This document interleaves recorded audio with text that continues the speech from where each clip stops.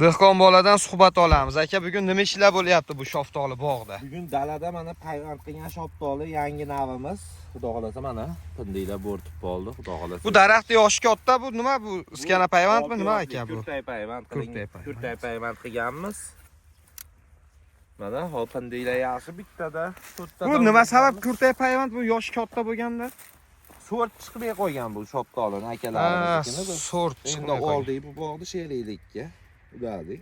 O'zimiz qaraymiz. Gul ham sopdi mana yerda. Ha, gul ham soladi. Meva tez kiradi bu aka. Kurtay payvand mana akalar. Mana buni Sizlarga ham bir ko'rsatib ketay mana. Mana. Bunisi ham mana gullagan, lekin guli kerak emas. Bu yil biz o'stirib olsak bu shoxda. Hozir shu bir tutga necha dona solingan? To'rtta. To'rtta ko'z. To'rtta 5ta solganmiz. Jada tushirib qoldik. Bu yovoylarida, bu tanada yovoy knopka. Hozir to'rttadan 2 donasi ushasa ham o'sha hosilni beraveradimi? Bitta ushasa ham ko'paytirib olsangiz bo'ladi.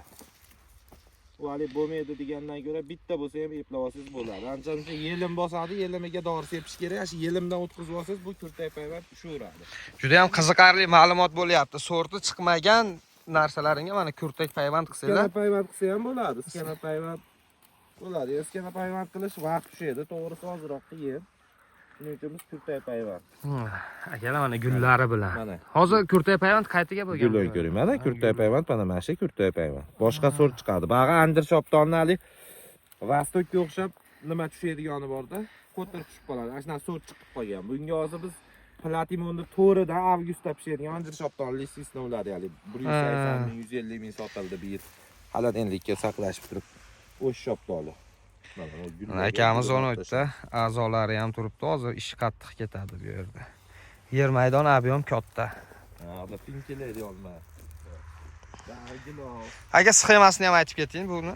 Sxema shoptoli 5 ga to'g'ri ekilgan. 5 ga to'g'ri. Ekilishida bizda bo'lmagan, bizda bo'lganda biz 5 ga 2 yoki 5 ga 3 sxema taklif qilamiz yoki 5 ga 2. Shoptoli eksangiz bo'laveradi yaqinroq, lekin oraliq masofasini keng qilish kerak, chunki dori ko'p sepiladi. Ko'pchilik 3 metr, 4 metr qilib qo'yapti, oraliq xato. Eng kamida 5 bo'laverish kerak orasi. Mana gullabda haqiqatda mana. Bu gulni to'kib olish kerakmi? Gulni to'kib olaverasiz. Mana Gulni to'kmasangiz meva ko'rasiz. Bizga meva bu yil ko'rish shart emasda, o'sishdan to'xtatib qo'yamiz o'sha vaqtda bu yil meva olamiz deb. Bu chunki yangi shuni hisobiga.